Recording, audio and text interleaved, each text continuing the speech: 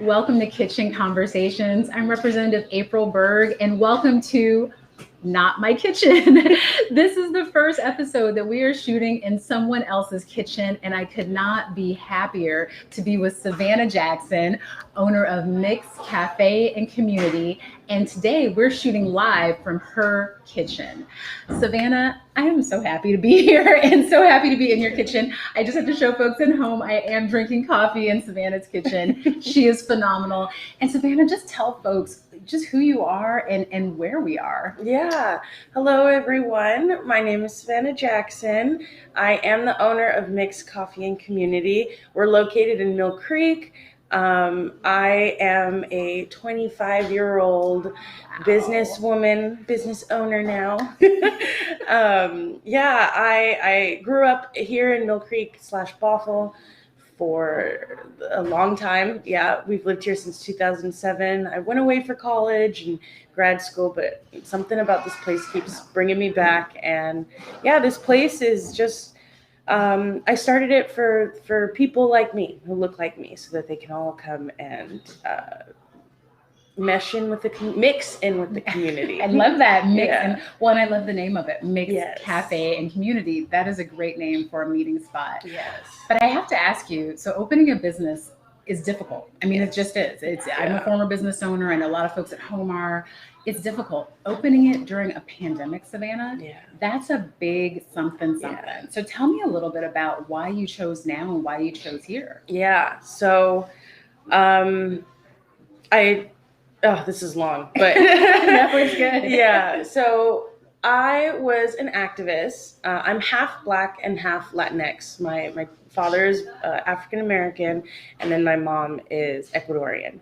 And living in these two cultures my whole life, I've always had a hard time connecting with everyone. I've had a hard time connecting with, white suburbia. I've had a hard time connecting with my Black family and my Latinx family. My Spanish isn't very good, so that doesn't help. But I've always had a hard time connecting. And the last 2 years, I've just been an activist. And I saw how desperate the space needed a place like this. And so for me and my brothers and my dad, my mom to start this, it was so desperate. We needed it so bad. And so I'm insane for trying to start it in a pandemic, but it's been really fun. And the people that come and tell me how much they need this space, it makes everything worth it. Well, and that's huge. And I think some of the things that as a community that we need is that space to gather. Yeah. So talk to me a little bit about some of the specifics, though. I know hiring during the pandemic, supply chain. Yeah. Has that affected you? Has that impacted you, the supply chain? Give our folks at home some ideas about some of your challenges. Yeah. So finding a stable supplier for milk, cups, anything that you think, sugar, like flour, because we make a lot of in-house baked goods and stuff. Wow. So it's tough. I have to go to about 4 stores every time I go. 4 stores? Yeah. Wow. All the restaurant stores are just completely out. Right now we're at a 24-ounce cups. Yeah. So that's been like that for a week. I just can't find, and every week there's one something missing. Cup or whatever, what size is just completely gone from all the stores. So. Well, I tell you what, bring your own. I have one of these at my house, and I like using the reusable, but it is a challenge. And I think as we talk about, that's part of our show today, right? Let's talk small business, and that challenge of saying in this time, just in time, sometimes isn't enough. And then what about hiring? Yeah, hiring is actually not as difficult as I thought it was going to be. Okay. Luckily, I'm super fun. Yeah. Having a good boss helps. Yes. We pay livable wages. Okay. Yes. Okay. Our target hiring demographic, I don't know if that's the right way to say it, but we want young high schoolers, college students, help them out. If you're not in college, just around that age, you know. I put out a call for, because we are hiring. Yes. Yes. I think everybody Yes. is hiring. That's one of the things I'm learning talking to Yes. small businesses. Everybody's Yes. like, do you know anyone? Yes, So, we are hiring, and I've gotten quite a few resumes sent in already, so that's pretty exciting. I have an interview today at 2 for my first one, awesome. so I'm really nervous. Well, the vibe is so youthful, and so that youthful vibe, I know I could see it. You opened on Juneteenth. I have to mention that to the owners.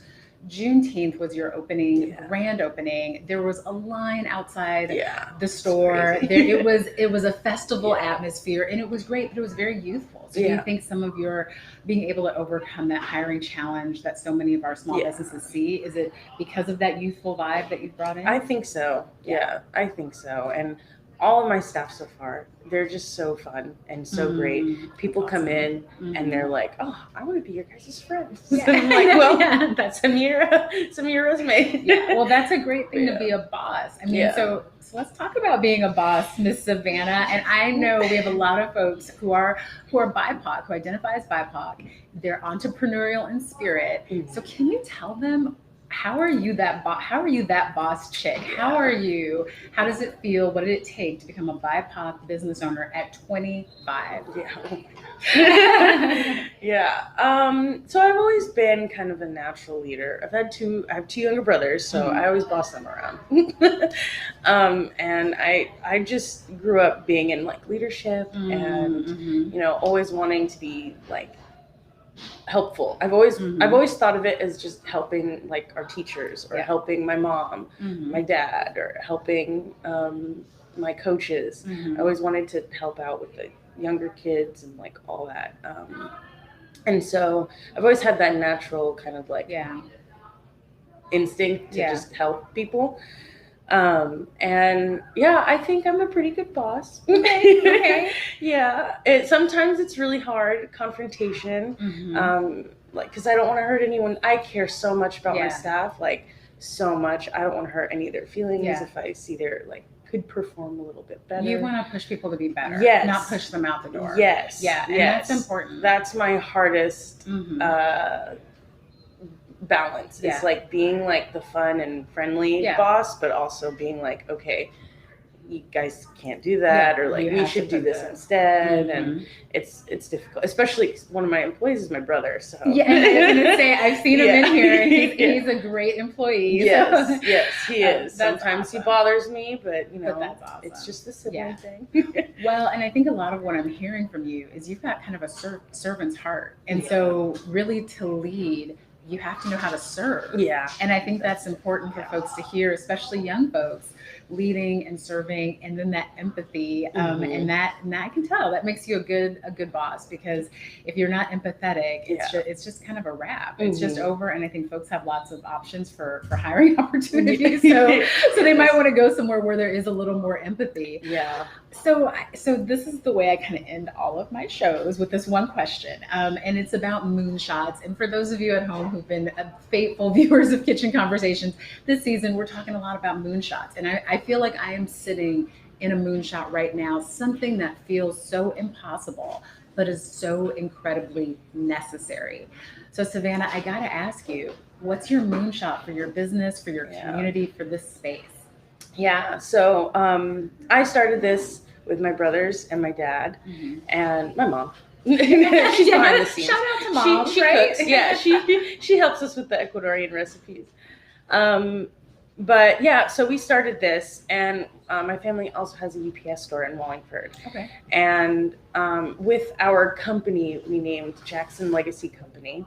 We want to just help out a bunch of small businesses in areas that need it, and just like kind of take over and show the world that mixed people and BIPOC people are here, and that we bring some stuff to the plate, and that we're here to stay, and we're here to grow and thrive. And so my moonshot is to just take over the legacy. That's legacy. What it is. Legacy is your moonshot. Well, you're doing it. You're living your moonshot. You're creating those moonshots for other folks just like you. I could not be happier to be here and to meet with you and to let folks at home just see what you're doing. It's amazing. It's important. Thank you, Savannah, for being who you are and being a small business owner in my hometown. So this has been phenomenal, a great conversation. Thank you so much. I just want to tell viewers at home, next week, the great conversations are going to continue. We have Representative Tonneson, who's going to be here to talk about the Fair Start for Kids Act. You do not want to miss it. Working families across our state are being helped every day by that important piece of legislation. You're going to want to know the details. Have a great rest of your week, everyone, and we'll see you next week right here, back in my kitchen, although I'm loving your kitchen, Savannah, for Kitchen Conversations. Have a fantastic